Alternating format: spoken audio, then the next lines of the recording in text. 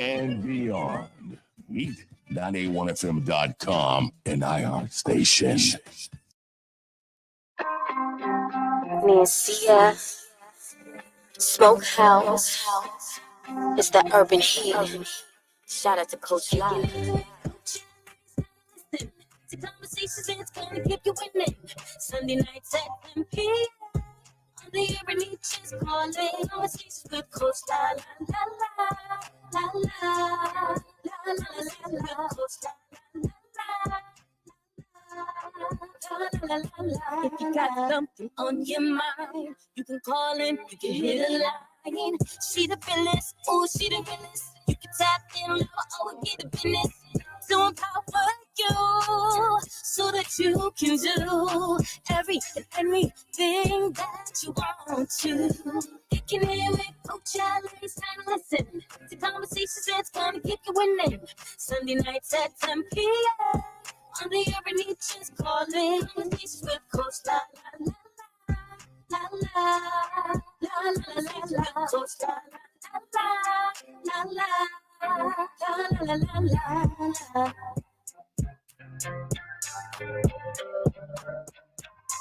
What's going on? What's going on, beautiful people?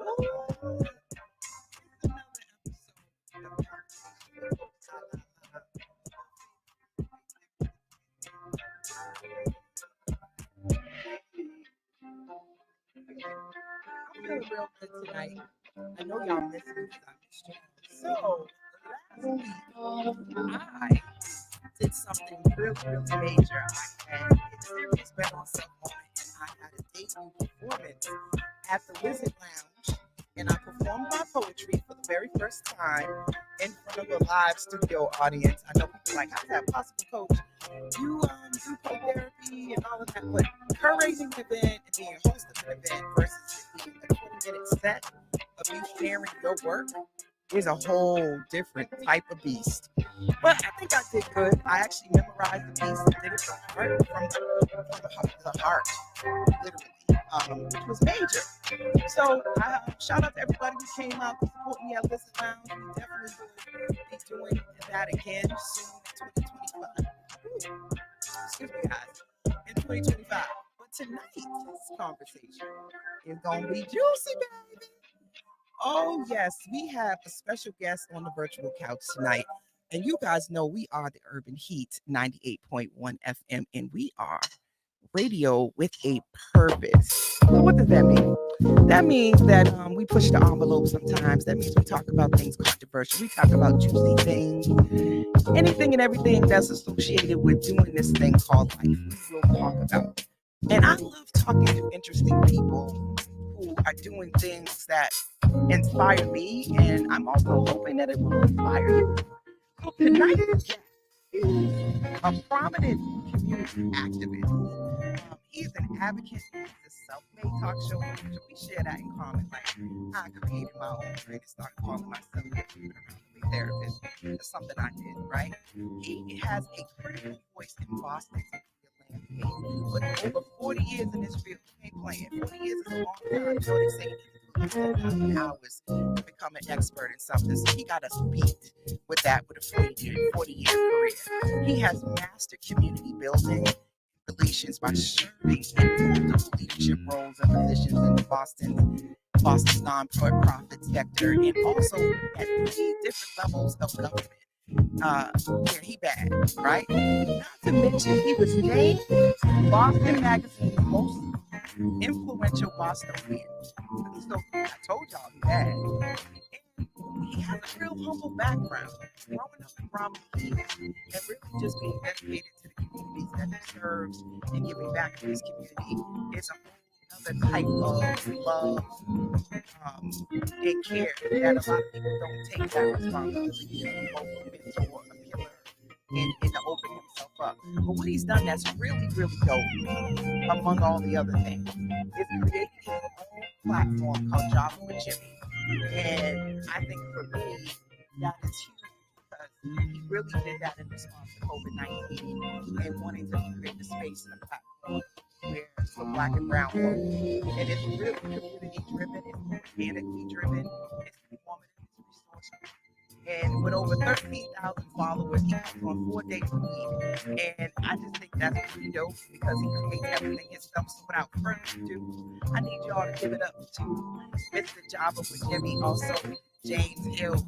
Mr. Jimmy is in the building today. Conversations with Coach Lonnie, and about to join me on this virtual couch. What's up, Java?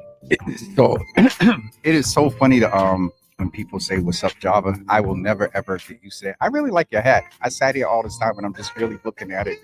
I tried right to now. represent. I knew you was on the hat today. Oh yeah, listen, if you saw what was up under here, shout out to Jaws. I haven't seen her in a few weeks, but I need to go see her and Roberto. But what's up? I'm just glad to be here. This is something that we've been working on for a couple of months now. Yes. And just a few points of clarity. One, I didn't set out to create the platform. Two, I don't create everything, especially as of late. I got to give a shout out to the Davis system, and within there specifically, Anissa Benjamin, that does a lot of the graphics and stuff. It's. I'm going to be honest, and this is with all due respect to the team. It's they do what they do at very limited hours, and they get a lot done because I can't, right now. I plan to, if I come on first quarter, second quarter next year, it's going to be a whole team with them. You know what I mean? But so just a couple of points of clarity there. And you said something about a master or whatever organizer. That type of language just is interesting.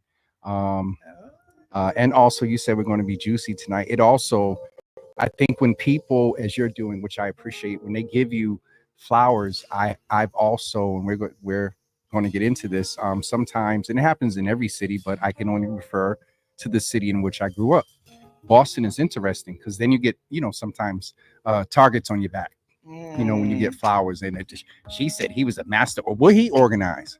So you said we're gonna be juicy, and I don't get a chance to sit on the side of the desk. Well, that was part of why I wanted to have you come in, because at the end of the day, you do organize. Like, you did a lot of work with the waterfront. You are speaking up. You're advocating for us to be in more spaces.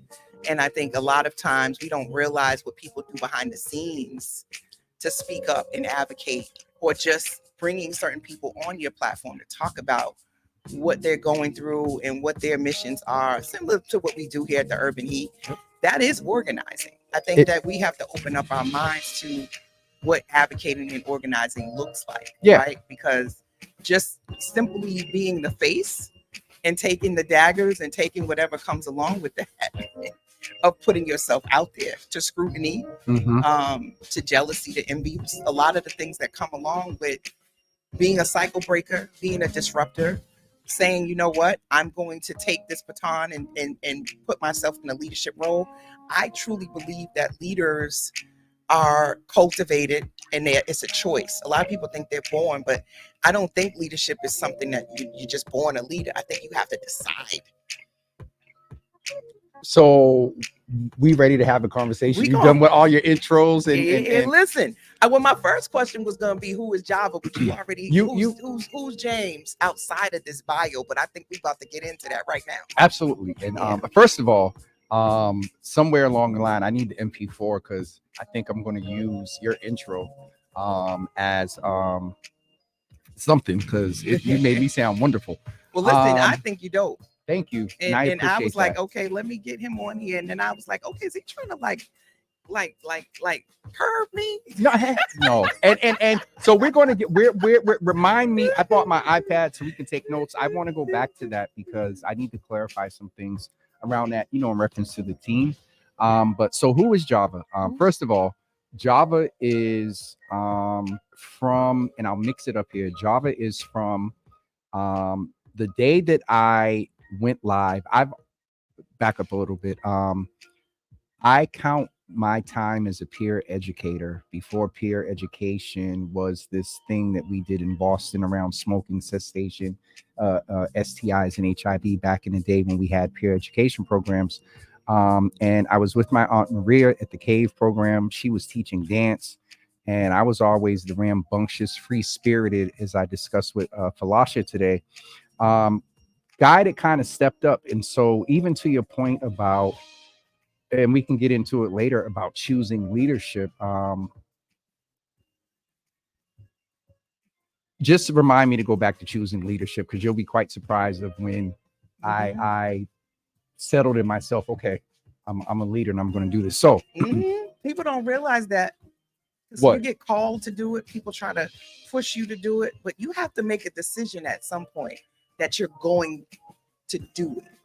So again, let's come back to that, because I think that the journey will give some context to when I realized. And so born and raised in Bromley Heath, housing projects, also up the street from OP at my grandmother's on Greenville, Roxbury, so I claim Roxbury and JP. I was born to a teenage mom. Speed things up. My mom had succumbed to crack. I was the oldest and the only boy. And I had a lot of responsibility on me, not choice. We could have that debate in a minute. We're going to have this convo about choice and leadership.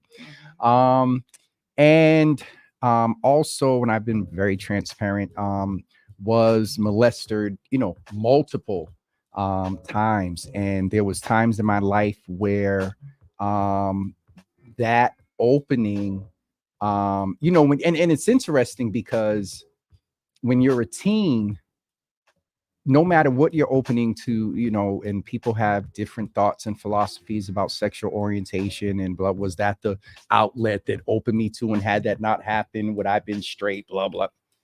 Anyway, we'll get into who Jimmy is. I'm going somewhere with this. So long story short, that also involves some times where, I was young and in my early teens, like looking for attention, being out late at night, walking down Heath Street, taking a right up on Center.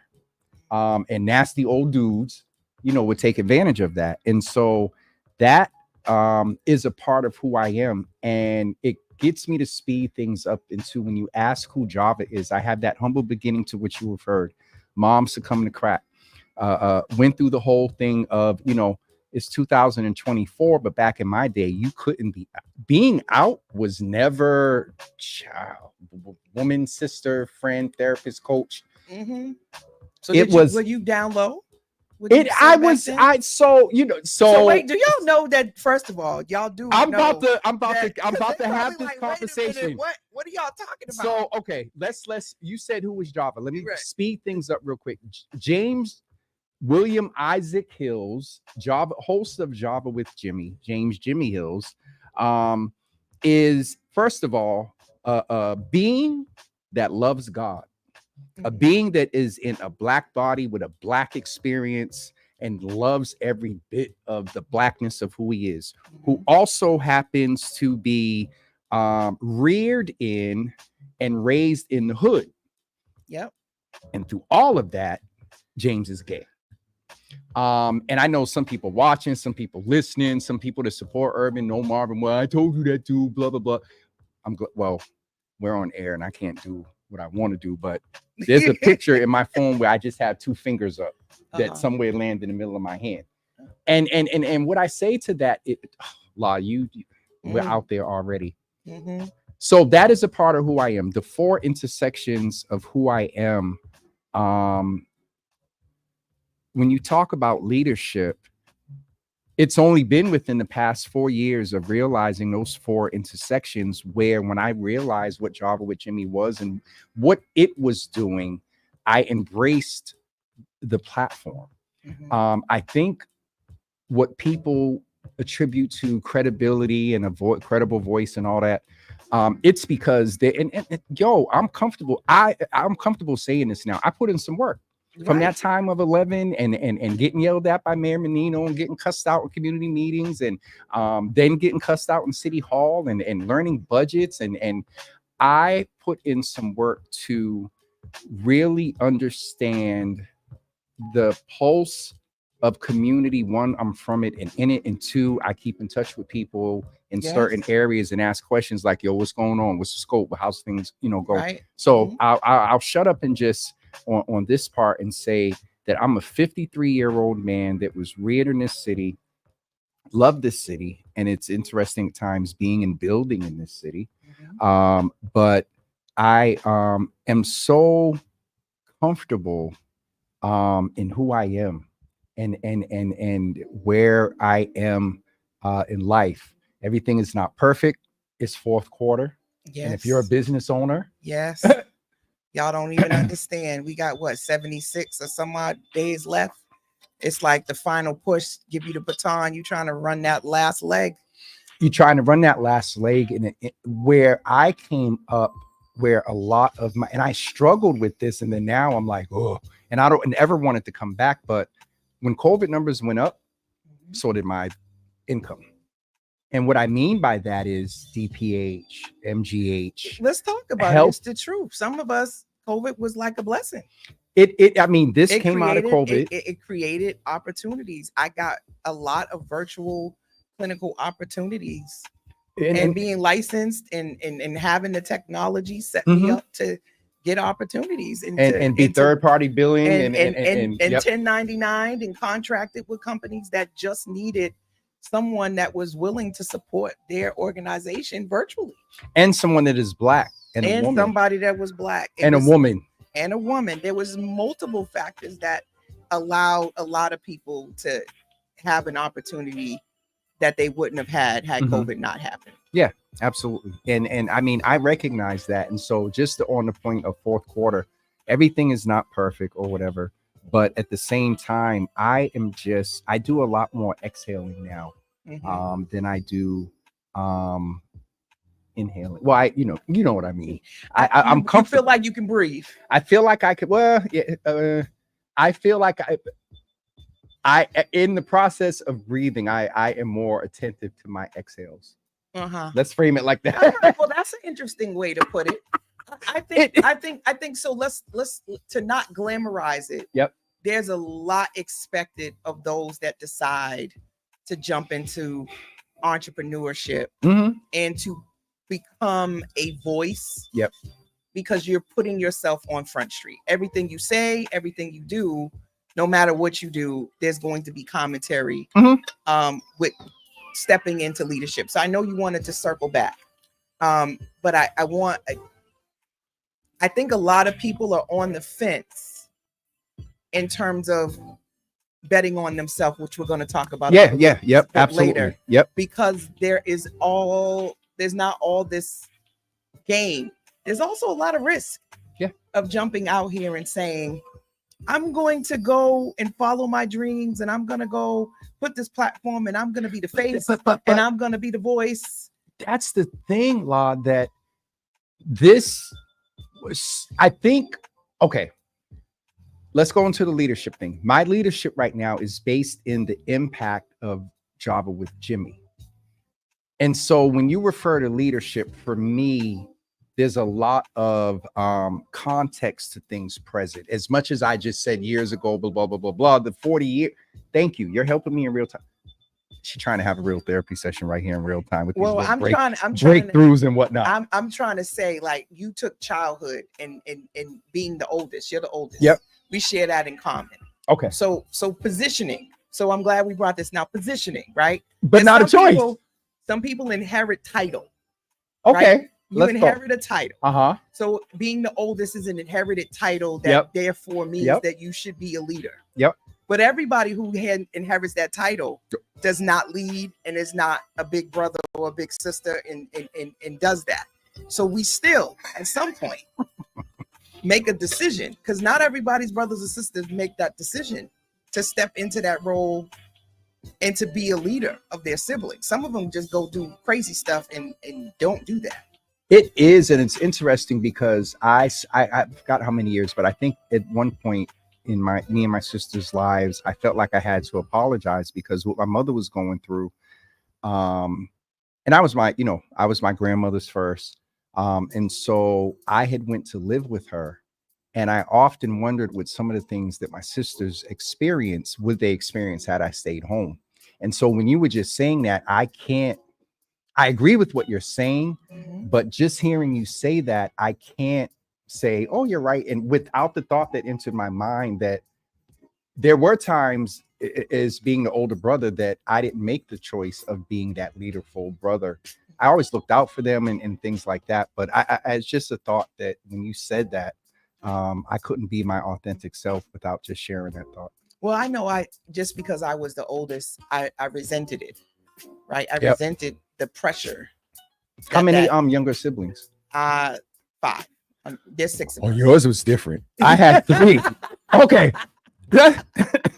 That's a little bit different. Okay. And we all Because have I never to go. resented, but if there was 5 of it, Cammy, Nikki, and Misha, Jesus Lord, if there were 2 more, yeah, it was a lot of pressure. And the pressure was Absolutely. you are the oldest and you're supposed to lead and you're supposed to set an example. Well, I was the only boy. And I was a girl. I was a big brother. So I wanted to be a boy. Because how many brothers? I have 3 brothers and 2 sisters. Okay. And where are So- the 3? Right after you? So it's me, then my sister, then the first boy. Okay. All right. And then after that, there was 2 more boys, and there's a younger sister. Oh, so you was raising boy. That's why you're so good with your son. Okay. Thank you. Positioning. It's Positioning. positioning, but it also is like inheriting a title. Like there's some Okay. people Back to that that point. Yep. you know, because of you working at a place in seniority, you get bumped up to a leadership role, but you're not a leader. You have no clue, and you don't do a very good job at it, but you have the title. That happens in A lot of places, spaces a and lot places. of places, right? Yep. Or you are, it's a family business, and because your parents own it, you get a Inherit it title and automatically. you become a supervisor or a manager, but you don't have the skills Or the desire. know-how or the know-how. So Passion. that's why I think that there is a lot of choice, or you having to decide at some point what kind of leader you want to be and doing the work to lead. So on the latter, definitely. And then having to decide in this level, okay, let's go. In this iteration of leadership in my life, the decision was when I forgot. Oh, I know who it was. Josia Martinez from ASG Communications Marketing Agency reached out. She was like, hey, we have a budget. I see what you're doing. We want to work with you. How much do you charge an hour for your platform? Ooh, big I was question. like $25 an hour. Oh, did phone you whisper like that? I didn't know. 'Cause I'm you said saying that it. like $25. I'm Did you saying say it like that now, based on what I'm about to say to you, what she said to me. Okay.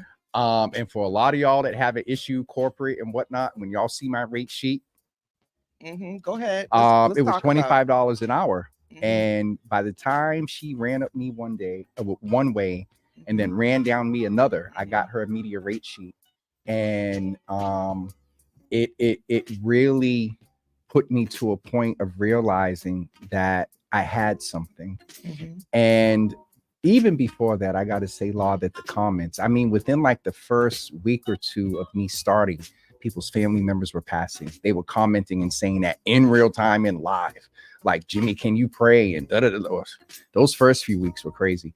And so I realized, thanks to people like Thaddeus Miles, that years, and like I remember being in his office in 2018, and he was like, oh, you supporting and helping everybody else's vision, and you building all this stuff. When you going to do your own thing? And that's usually the big question, right? Well, I was either going to be a pastor, a nonprofit leader, or a politician. I was supposed to run for city council in 2013. And you just put it all into one with Java with Jimmy. You a pastor, you damn near a politician. Don't y'all got to go to commercial? Listen, dope. But we are gonna do some shout outs. So I want to shout out Mina Shea Style Journey. What's going on, Miss LaDonna? Hey Diva. We also got Veronica. We got Chris, Coach Chris. What up, Chanel, Remy in the cities. Remmy's in the building. She's in the building. She's fam Hakeem. here at 98.1 fam period. yeah. Hi, We Remy. got Reggie Fathead Santos. Reggie, that's Deacon Reginald, and he Mhm. knows what that is. Yeah, what's going on? And shout out to everybody on Instagram, LinkedIn, Facebook. Oh, let me put this on LinkedIn. We are alive everywhere and anywhere. Please share the live. Definitely give us some hearts, some stars, some thumbs up, comments, questions, all that good stuff. So normally I ask people what and how this therapy, what does that mean to you, and how has that played into your journey? Because now you promise not to judge me. of course, this is a non-judgmental place, but I can't speak for the listeners now because they all listen. As long as people like Thaddeus and I some don't of my know that is okay, and some of my clinical friends aren't on, then I'm good. Listen, they gonna listen later because you know it's going everywhere. Well, I shared it, so they probably will. But I'm curious because the intersectionality of being a Black gay man in Boston. I grew up in a similar time as you. That was not something people were wearing like a badge of honor. And I let me be 100. And no disrespect, I'm very unique. And let me just say that. Well, this is going to take us off a little bit.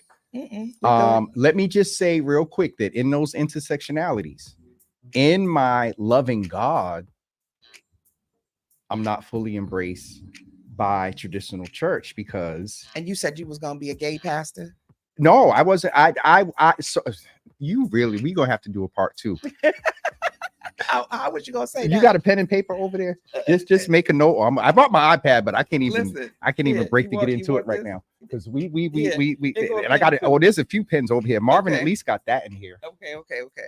I can't wait All to right, start talking so- trash about. No, I was not going to be a gay pastor. I've never been one that necessarily What up, Bella?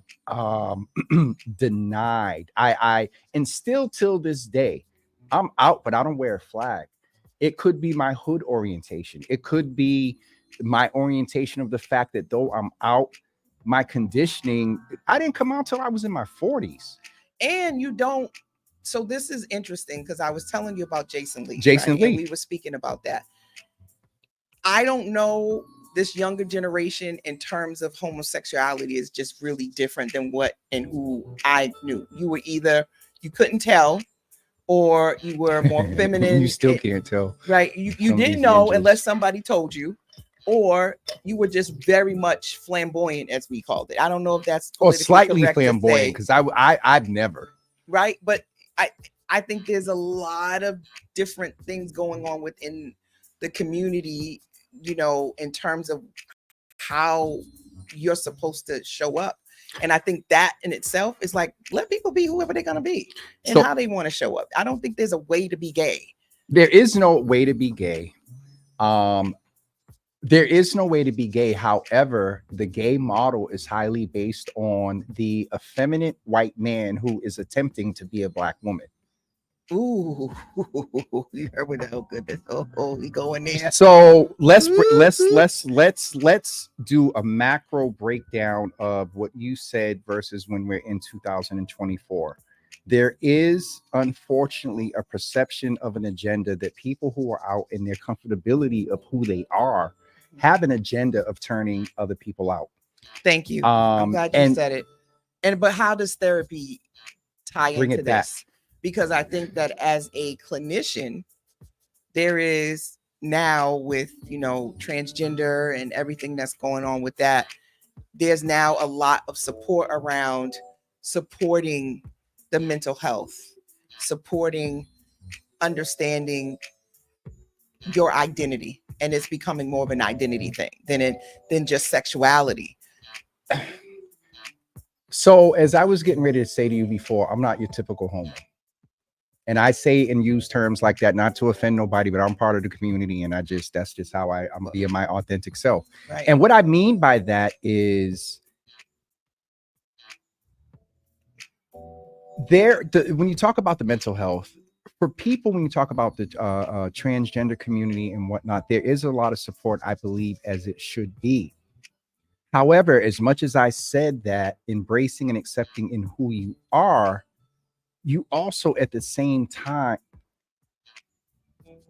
when you have a marginalized community that has been marginalized for so long, when there is a crack, it's similar to water. You can't stop. It's just going to go and keep going until it just cracks, until it fully cracks, and then the dam is broken. And I think right now that there is the, you know, just quote unquote regular gay lesbian and then bi and the letters and whatnot. And I guess the only way that I can explain the evolution of the way a straight friend of mine said it to me when we were working on a t-shirt for Pride Month, he looked up the flag and he got like 50,000 flags. And he was like, yo, y'all can't just be one. The point I'm making here is that there is no perfect way to be gay. People have to be authentic in themselves. Mm-hmm. But even in 2024, the mental health there's with it. What I can appreciate for the trans community is they're out and they can be themselves, however they identify. Correct. Specifically within our community and a lot of my experience, and this brings up the Diddy situation to some extent, not his freakiness and giving no pass with that, but we got to unpack a couple of things there. DL men loving men, as a friend of mine says, they can't, because of society. It's a double standard. It's a double standard.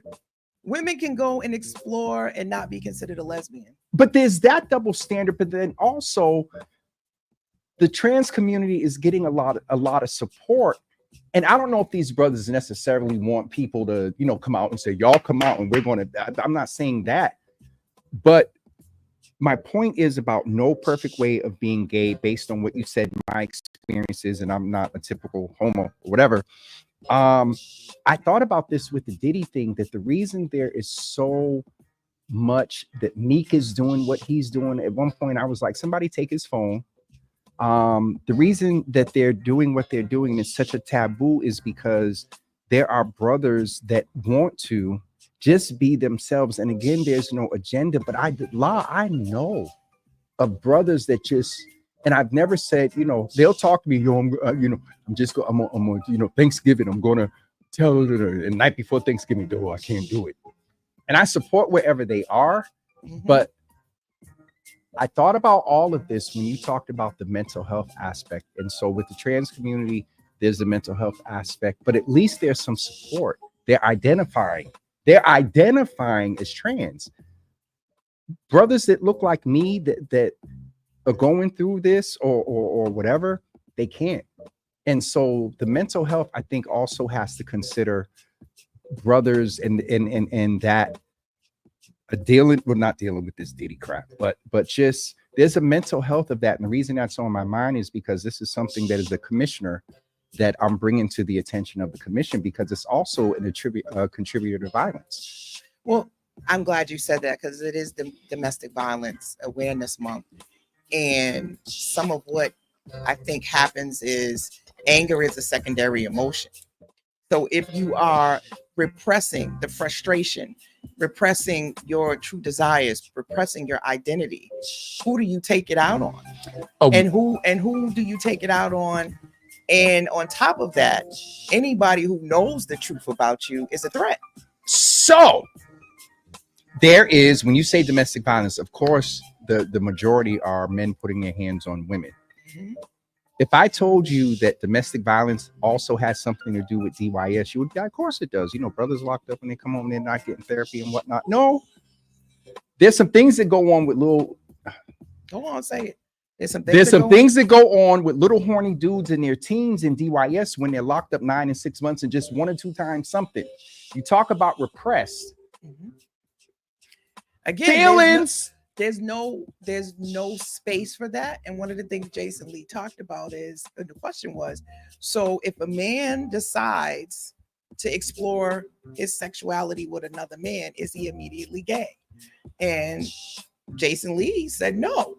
I don't. Cam Newton said absolutely, because he's a straight alpha male, as he claims.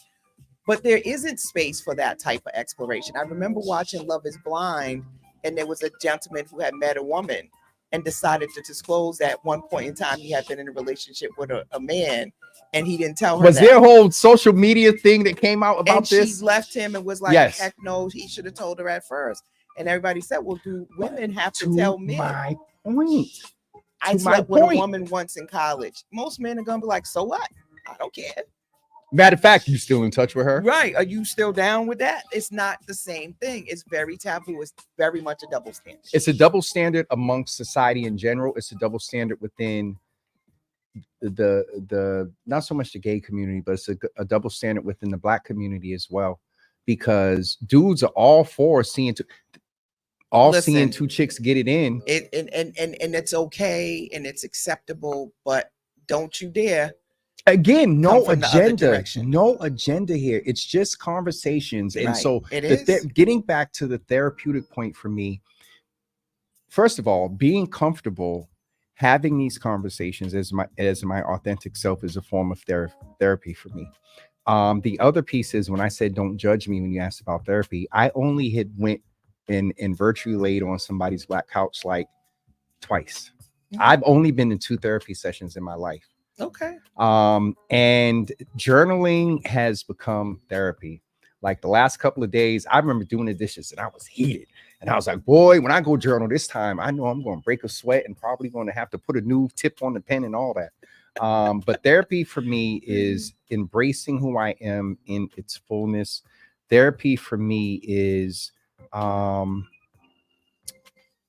recognizing a lot of the past, a lot of the present that helps and informs my future. And therapy for me is walking out on the porch sometimes in the morning and just looking at the grass. And I'm fortunate to be in a space now where I see trees and grass as soon as I hit the porch. It's walking on that grass down, and though it's right over Washington Street in the hood, for a quick second, I just look around. I'm like, this is beautiful. Therapy for me is singing. Therapy for me is cooking. Therapy for me is seeing people eat my food. Therapy for me is when I post a picture of food and people be like, I want some. Like, that's therapy for me. Listen, I always encourage people to understand that, yes, I'm a psychotherapist, I'm a clinician, I'm a licensed independent clinical social worker, a life coach. This is not to say that the only way that you can navigate life is that you need to go to therapy. Yep. For some people, it is definitely some people need a licensed clinical, and it's needed. Yeah. But what I have come to understand is that those of us that practice self-reflection, yep, that's a form of therapy, are open to learning and have an open mind, keep good people that challenge our thinking around us, that are open to feedback. And a lot of this honestly comes from being educated. I know a lot of people will talk about not going to college and whether or not you should or you shouldn't.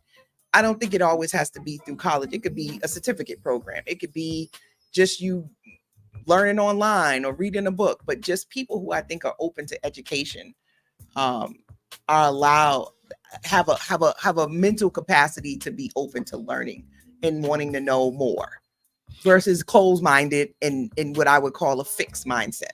It is interesting because they're gonna go unnamed, but that's why I keep reiterating that there is the ability. Listen, ninjas need to understand that just creating spaces for Black men to be able to talk about feelings that they're having decreases traditional domestic violence. It decreases gun violence. It decreases heart attacks. It decreases suicide. It decreases crime.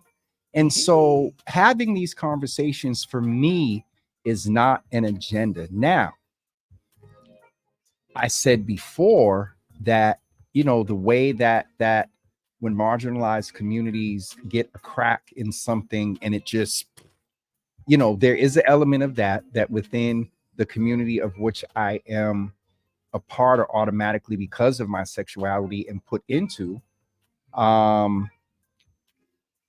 are there some that the way they present and the way that they get over their trauma and the way that they are being their authentic selves comes off as like they're shoving it down your throat? Yep, there is. And so we just have to have balance, Law. And it's like Black, and I'm speaking specifically to the Black community and Black and brown men.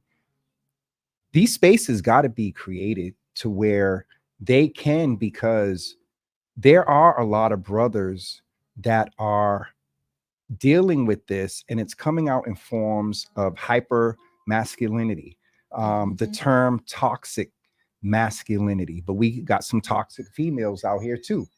Well, that's the thing I think that is interesting, is this whole masculine and feminine, and that even in same sex, somebody plays the masculine, somebody plays the feminine, although we are yes and no. That's such a in some cases it is. In some cases you can look and tell, and in some cases you'd be like, I wonder. And then in some and then well, in there's some some truth to that too, because some people, like some men have told me, I want a man. I'm attracted to a man. Like now let's be clear. right. I want him to still be very masculine. And I've seen this where I'm like, y'all gay? Like both of them. That really? is so. And when I say I'm not typical, like that is I do, and a lot of people, take issue. Back when I used to go in the club, oh, he's a straight boy, and da, da, da. I just, from growing up in the hood to just whatever my orientation life, I'm from that. And then for the brothers that can come out and whatever, we still get ridiculed to a point, because even within that community, you get ridiculed because you're masculine for masculine. Right. And it's like, well, who decides how to show up? I mean, I get these pronouns and everybody has a right to choose, but I just feel like some of the narratives now of like, you want to get rid of putting woman on birth certificates, so that way this real woman versus, I might get ready to get in trouble. But this thing about being a real woman, not a real woman, and what classifies to make somebody a woman. I mean, I just think now we're getting into semantics. We understand genitalia, we understand what organs make you feminine. We cannot. I wouldn't say feminine. fact. I would say what organs make you. And there's terms out there that just law for me, I have not chosen, and not to be disrespectful to the community, but I'm 53. But we can't argue. A fallopian tube is a fallopian tube. A fallopian right? tube is a fallopian tube. What I'm saying is a uterus. And right? if I think some of these things are assigned at birth that those are female organs. Yes, right. Those are female organs. And that's what we know born, that they say in the textbook of biology. Yep. That makes you feminine. And let's just name and give room. Let me say makes you born a female. I was going to say woman because you're a baby and you're not a woman yet. You're born as a female. Let's also give space for anybody that says, oh, well, what about, because if I thought it, somebody listening has thought it too. There are some cases where people come out, and I don't know if that term. Is that true? They come out without fallopian tubes? No, not fallopian tubes. I'm talking about that people that are born with. And is that even? But I got to ask you. Intersex. It's intersex. Intersex. Because even if I don't even know, okay, that's the way it's described now. They have to go do an ultrasound, and sometimes people have both testicles and fallopian tube. Yeah, so I found somebody online, and I wanted him to he wanted to charge me, y'all, to come on the show to talk about this, because I wasn't familiar with intersex, but he chose to become because he had both. He was assigned female, and then as he got older, he decided to switch. I think I heard. I've heard of other stories, to be a man, but that was after he decided to actually have a child. But this is he had a child out of his own body. This is the thing in culture. We because we got to talk about some Boston stuff too. I know, because we got like 15 minutes. We're gonna definitely have to do. This is what I want to say is, I understand some parents who may not want their children to enter their inclusivity, appreciation for diversity, and equity through what some describe seeing a man dressed as a woman. I can understand some parents that have that concern based on what you just talked about. You talking about a grown-ass man that was assigned as by parents to be a woman and then got older. And it's not that far-fetched. That just makes me think of the fact that even some teenagers, even some people, why you think there's dudes that come out, and I came out in my 40s, but there are some dudes that, some are sneaking around, but they get comfortable and be more comfortable in who they are, or they explore, even though they thought about it in their 30s and 40s. Well, and I think so that's that the truth to that, because this is a journey, people. Life is a healing, journey. the therapy, betting on yourself. Is all about exploration. And there's people right now who, sexuality aside, are still trying to figure out who they are and is still deciding what they want to do. So I just think you'd be surprised how many people at 50 have a midlife crisis and decide, I hate this job.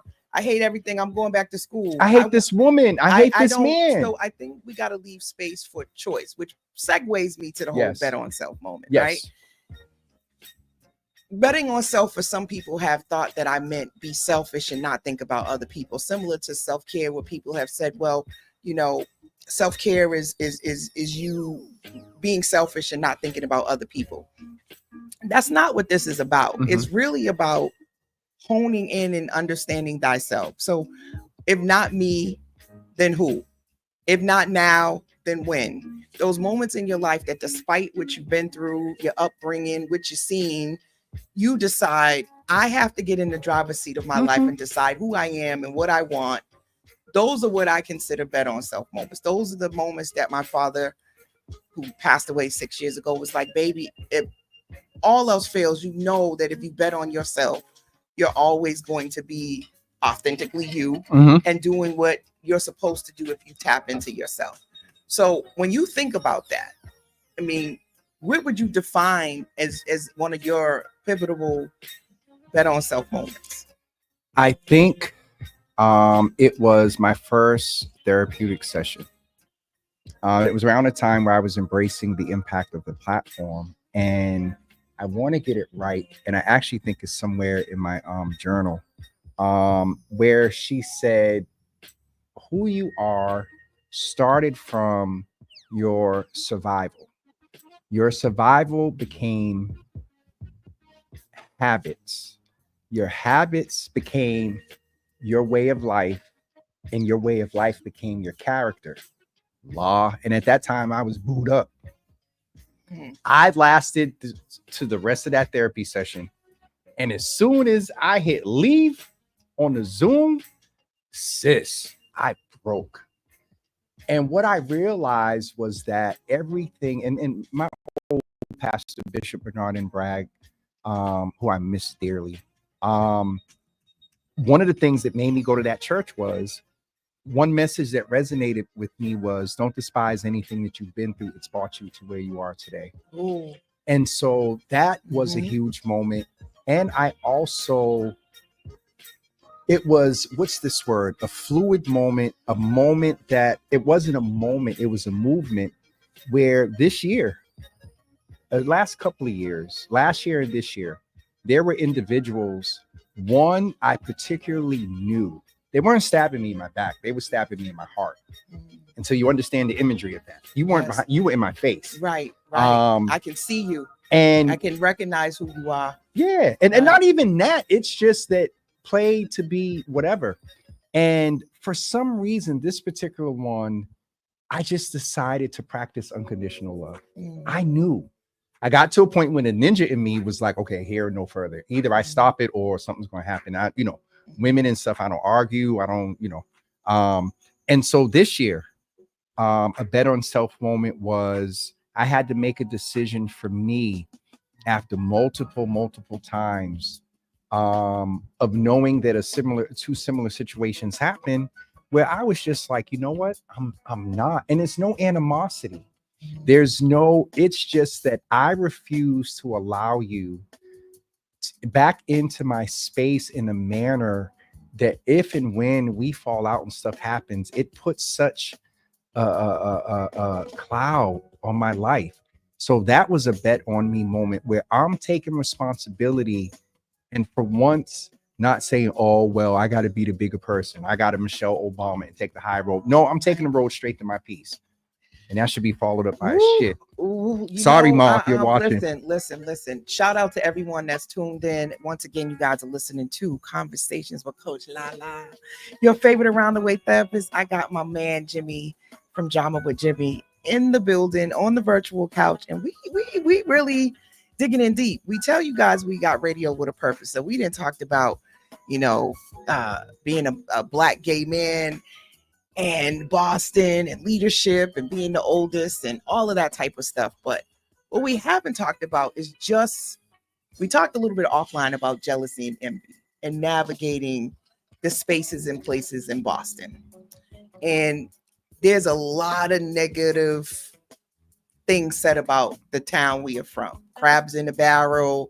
People in Boston don't support each other. just in general, being ambitious here, wanting to win here is not always the easiest environment, space. Everybody ain't who they say they are. Everybody's not going to tell you what they feel. How have you been able to navigate that as a black gay man? Politics. I mean, you've been around for 40 plus years doing this work. So for those that are dealing with that, what is your advice? Be you in Boston or elsewhere? I can only speak to my experience, and you know, people say, "Oh, you can't just say this is Boston." Boston is very interesting. We set trends. We're a champion city. We are who we are. Um, I have never been more confident in my impact.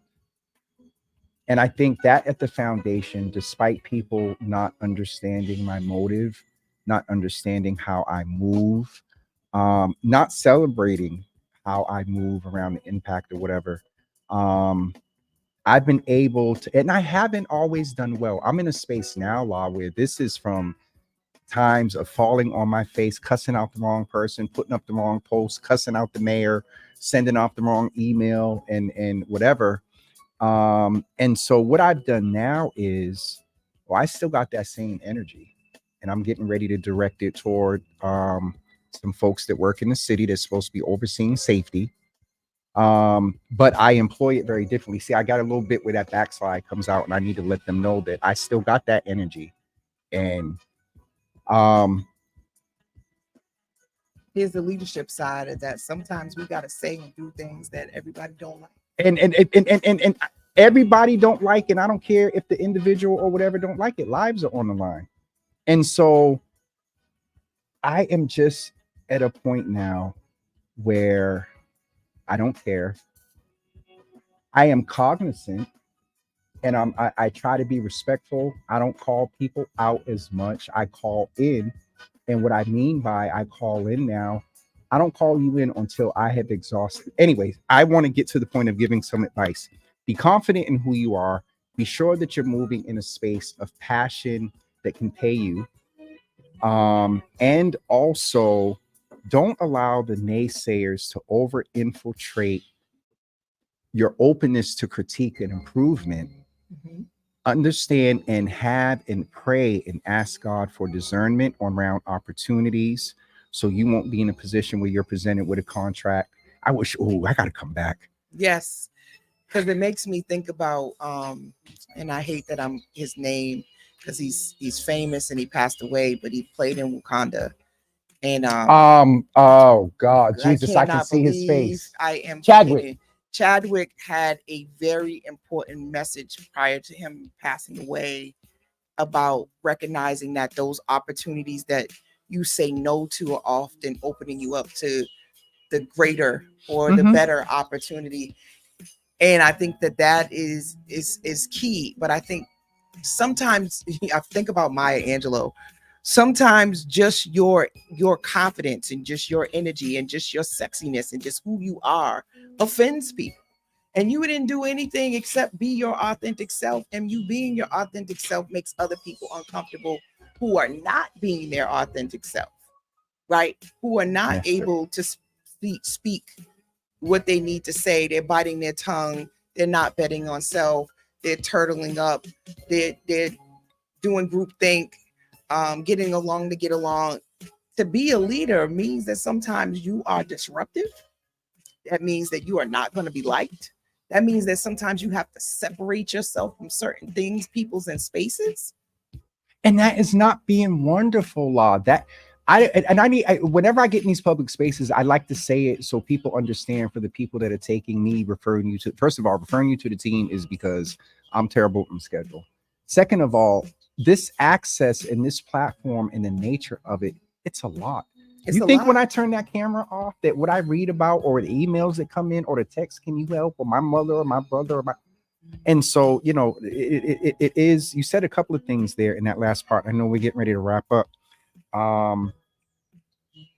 To the people that are trying to build something, you have to be your authentic self and real with yourself.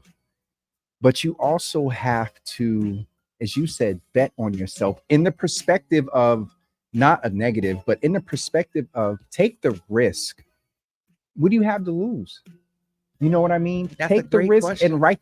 We got chat GBT. We got things, learn a little bit of how to put the parameters in and say, yo, chat GBT, I want to leave my job and I want to pursue and make enough money to survive. And this is how much money I need. And this is what my passion is. Help me get on a 6-month to a year plan of executing this. You'd be surprised. And he's not lying about that. There's so many tools, platforms. I just want to encourage people not to be scared anymore. Hold on, because I feel the spirit of my father. Bishop Bragg used to teach. What was it exactly? You can't Don't not do it because you're scared, but still do it and be afraid. Right, but you can't have both. You can't be grateful and be unhappy at Yes, the you same can. time. Take it to the centurion in the Old Testament, in the New Testament. When And he said, Let me explain. I got you. I'm But if you're grateful, right? Yep. You got to understand happiness is a fleeting emotion. You're not grateful. You're trying to hold them together at the same time. But gratitude is I think the opener. Go ahead. I was going to say gratitude is despite whether you're happy or not. That's my point. Is if you keep gratitude, it's like almost like joy. Yeah. Because you can be something gonna make you happy and make you unhappy. Something gonna make you sad, gonna make you frustrated. Like those emotions come and go. Mm-hmm.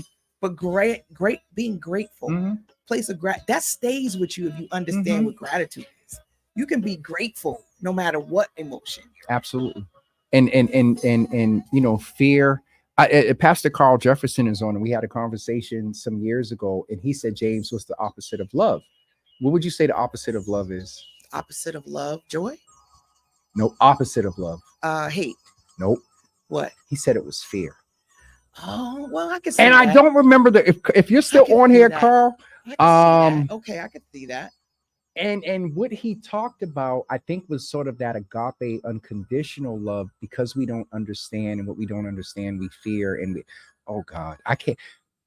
I know, but we got to talk about love because I think people don't understand what it really is. And most people are struggling with that just internally of loving themselves.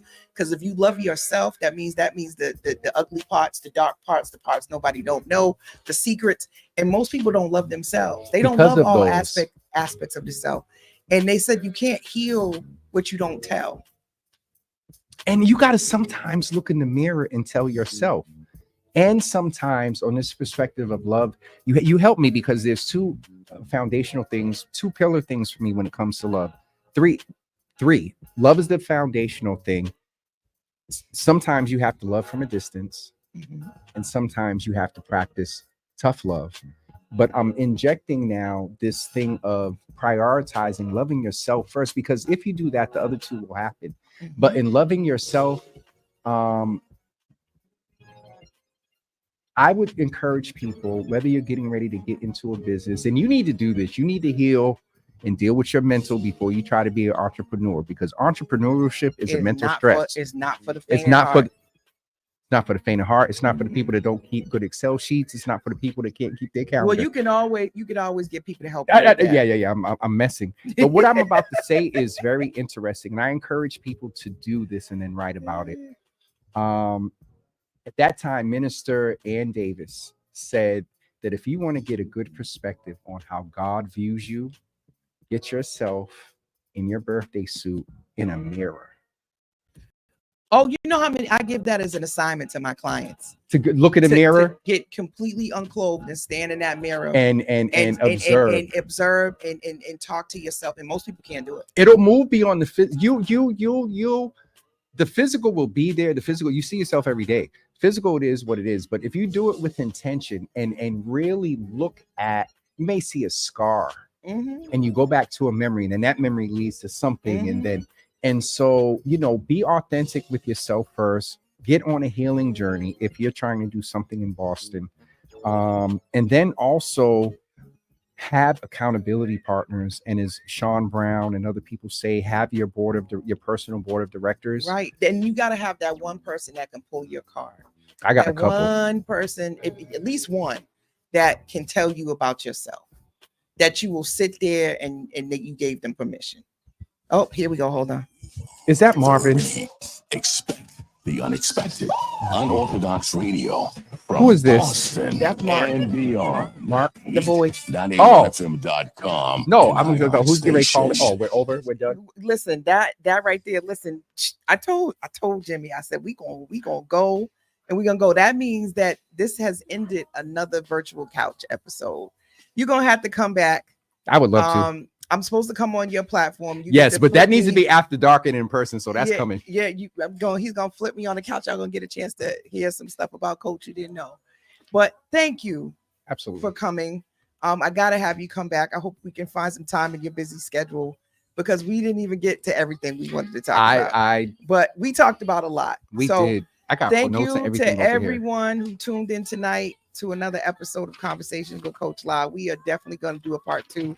Stay tuned for my episode with Java After Dark because that's going. Always coming before the end of the year. Juicy.